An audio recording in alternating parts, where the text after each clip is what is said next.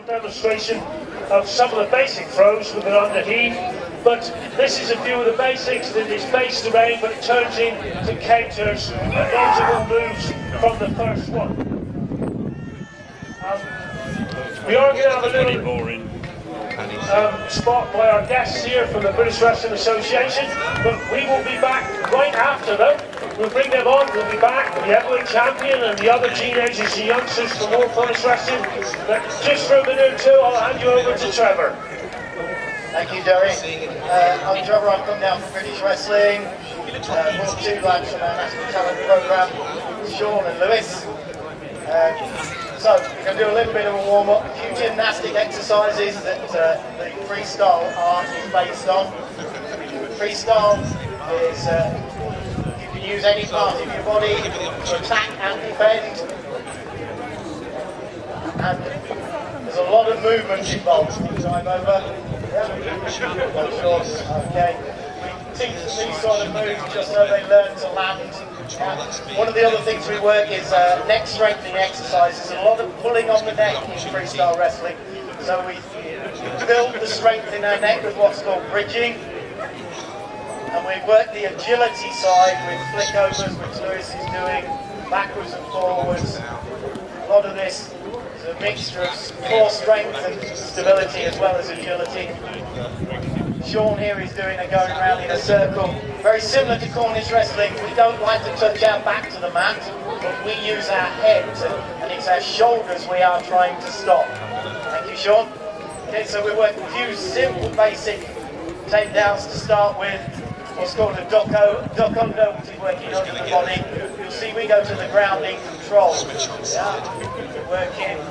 We are allowed to touch the floor before our opponents. We go in, double-legged hook here. So he's using his legs to actually take the opponent down.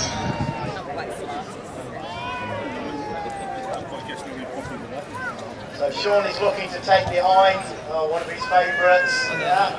Once he's down, lifts the person. So he scored 2 for the takedown and 2 for a turnover. If you do a throw here, this is going to be a 4 because Sean's landing on his back. He's got the pin, which is to pin the shoulder blades. So we're not looking for 4 points of contact, we're looking for 2. Stop. Yeah. Similar sort of move there, taking the person from standing to the floor. Our throws tend to be dropping throws rather than the throws that you see in the Cornish wrestling where you're lifting the person up and over or round. We're allowed to go down, we're looking down momentum. Simple to the point, he's going into a cross ankle here, which is to take the ankles, turn. This is where the cartwheel comes in. Yeah? The basics of a one-handed cartwheel. Every time he turns his opponent over, he's going to get 2 points. A little bit of competing, guys. Yeah. And looking now, both looking for moves. Looking into what they're looking for. From a distance. Got a single leg, he's pulled it in. Who's going to score here? Is Sean going to take his back? Yes, he's turned arm. 2 points each. Now Lewis has got the control from behind. A simple knee and ankle. It's not working. Okay, back on your feet. One little move. Now back to the Cornish wrestling. That's it. Here we go. Working to pick him up. Lewis knows what's coming. He doesn't want to be suplexed. He does not want to be taken up and over onto his back.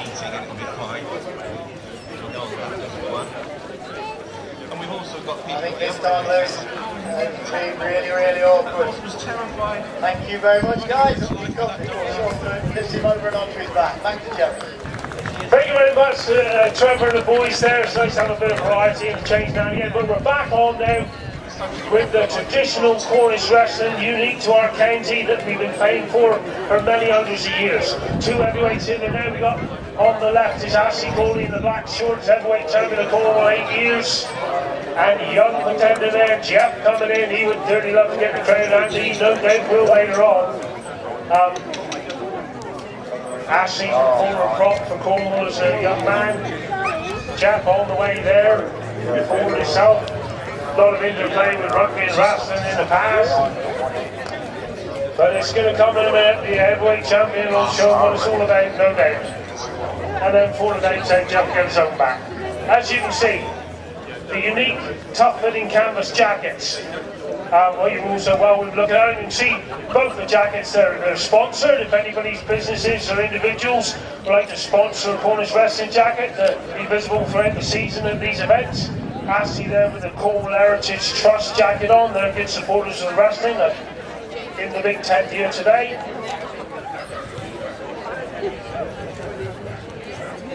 Now, we haven't finished the rules, just getting through the basics of the sport. There is no brutality in Cornish wrestling, there's no strangleholds, there's no suspicion holds, and there's no grappling on the floor, as you've already noted. To be a good wrestler, you must learn the mastery of the jacket and use it to the best of your ability to control your opponent's upper body. If you control his head, you normally control the rest of the upper body. Now we're looking at a sport now that goes back many, many hundreds of years. And anywhere you look in history, you'll be able to find reference to the Cornishman's prowess at this sport. On the Battle of Agincourt in 1415, the Cornish contingent in the army went into the battle under a banner of two wrestlers fixed in a hitch. No names needed, everybody knew the men of Cornwall were behind it, they were that famed for their wrestling. A little later, 1521, on the field of the Cloth of Gold at Calais, when Henry VIII met Francis I in peaceful, chivalrous games and activities. The English team that humbled the French team in the wrestling consisted entirely of men from Cornwall. The first book written completely on Cornish wrestling was in 1713, called The In-Play of the Cornish Hug Wrestler. And the in-play was a reference to being close to your opponent and hugging and heaving and lifting him, whereas the Devonshire style and the Norfolk style were more what they called outplay, and that was more kicking and tripping and being from a little bit of a distance. Before such thing as a bear hug, the Cornish hug was proverbial, and they were the best in all Christendom, as the book said at the time, at this sport. And of course the miners took this sport all over the world, and wherever there was a community or a modern country, like South Africa, Australia, South America, there was a Cornish wrestling champion for that area. And the champions would travel around from one country to the other, earning some good money at this sport. You would have noted by now that the sport is overseen by three sticklers, and the three sticklers stand in a good, the best one will be an equilateral triangle, so they can see the wrestling from all directions. So when they get thrown in one direction, one stickler or two stickler might be better sighted.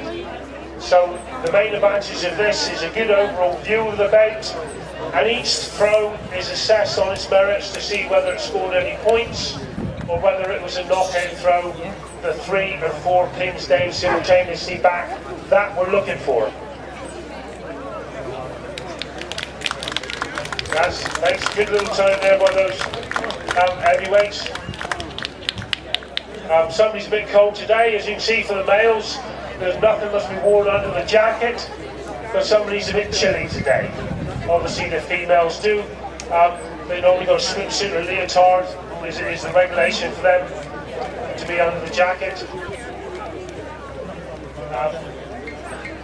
Lewis Moore, Dougie Allen, both members of the St Cullen Club, not very far down the road. The other club is down in Houston, it's a fair way down in the west.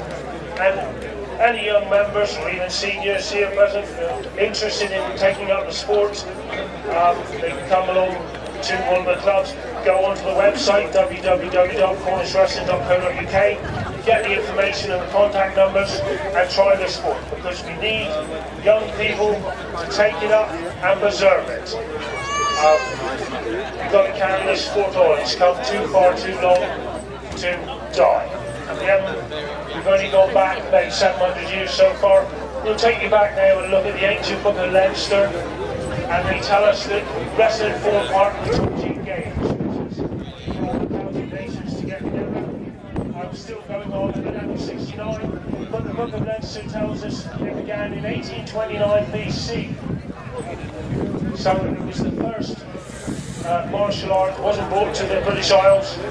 It was here in the British Isles and used by the ancient Britons, the Celtic races and tribes that peopled the British Isles after the last ice age. The sea level came up and we got the footprint of the British Isles today between 8,000 and 4,000 BC. They came, peopled the British Isles, farmed and brought grain and cattle, and they are the ancient Britons. And this is what they used to do on the battlefield to clear the space immediately in front of them so they could use their weapon. But it's also why there is no grain. You can't be on the battlefield and be on the floor rolling around. Billy Atkinson out now, and Charlie Penn are doing a lovely 4-8 over the top. He knows what he's doing. That was good style, good form on that one. Those wrestlers of old, full of stories and full of tales of the wrestling that's gone on in Cornwall years ago. It was so popular, and the numbers of wrestlers were that numerous. In the 18th and 19th century, wrestling always ran over 2 days, sometimes longer. The number of wrestlers were that many, on an average of about 120 trying to wrestle the first day, and all they did was use all the winners. Everybody wrestled once, and all the winners that were still standing became known as standers or standing men, and they went through to the next day. So you usually started the next day with about 60 wrestlers, and the ring was still made big enough to accommodate 3 pairs of the respective sticklers. So you could really wrestle a lot of people at the same time to try and get through the day. Up at the big Bodmin ring that's up by the beacon in Bodmin in 1811, they were still wrestling on the day of the finals at midnight by the moonlight to contest the final winners there.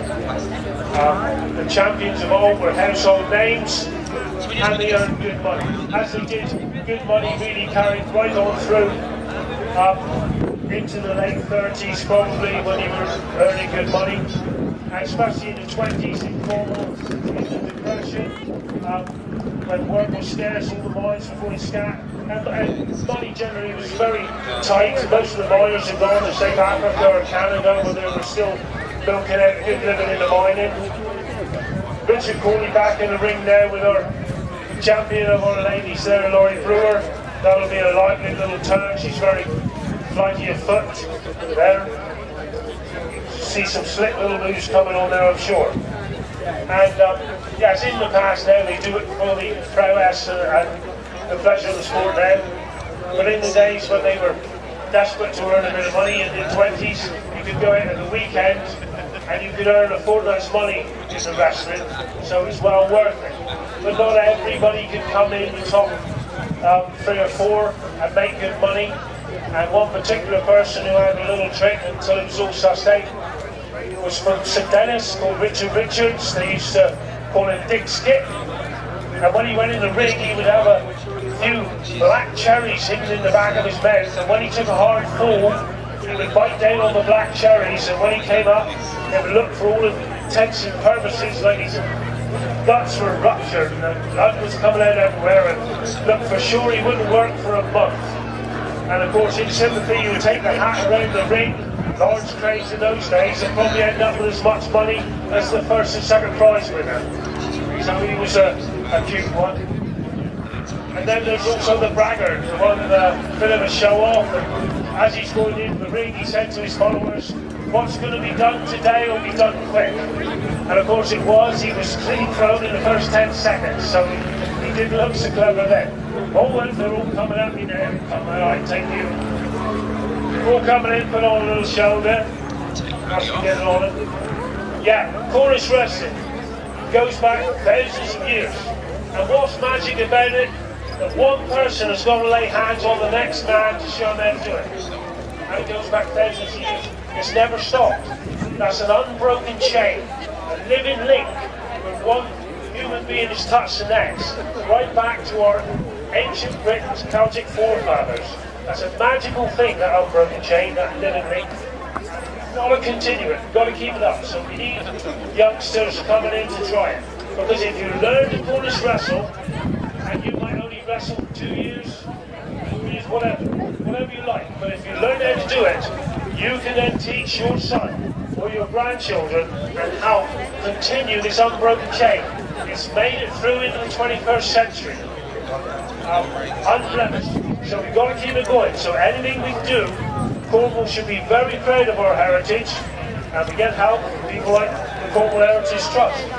But it's football on the ground. We need youngsters, we need some input, and keep this going. It's unique to Cornwall, it's our own style. Cornish wrestling and hurling are the only indigenous sports. Everybody did it hundreds of years ago, before cricket and football were invented. That's all they had, and they loved it and they enjoyed it. And it's only survived so long on the basic merits of the sport. It's a good, clean, stand-up, gentlemanly sport. And when you try it, you enjoy it. And that's the thing that's kept it going throughout the centuries so far. But it needs a little help now, because there's not so many fathers and grandfathers who can hand it on. On there, we've got to have an infrastructure, we've got to have the clubs to keep us going. But we need people to come into a little tent. We've got a tent kindly provided by the Royal Cornwall Agricultural Association. We're always very grateful for this platform. But you can pop in to see us. Look at the lovely belts and silverware that you can still win for being a champion at your age or your weight. We have children going from under 10s right up through to under 18s in 2-year increments. And we've got weights, featherweight, lightweight, middleweight, light heavy and heavy. So it don't matter what you weigh and what age you are, you haven't got to go in with somebody bigger. All these moves are easy to do if you're in with somebody the same weight as you. So you haven't got to be particularly big or particularly strong. And there's something to be gained from this sport. There's obviously deep camaraderie in it, and the mere fact that you can be a part of living history to Cornwall and the British Isles. This is the oldest sport in the British Isles, and whatever it takes, we must continue it. I've wrestled for 40 years, and I've loved every minute of it.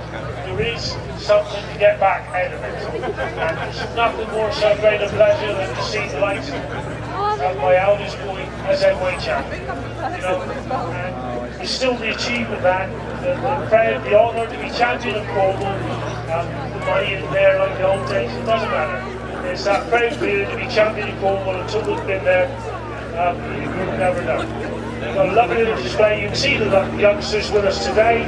They're enjoying it. They're putting artwork in the clubs and go around and do demonstrations and help us promote it all the time. And we're grateful for that. They are the future. Our stickers, of course, are made up from ex-wrestlers like Norm. In years gone by, they might have been other great respected people in the area, like the mine captains, the landed gentry. Usually, best respect coming from a former champion of the sport itself, who's inside out. And in the past, wrestlers never argued with the stickers. And that's where we get the word sticker for judgment, sticker for accuracy from these men. It's used in the English-speaking countries all around the world because the miners took it. We're back at 4 o'clock. It's good. Thanks for sitting and watching us. We're back at 4 o'clock.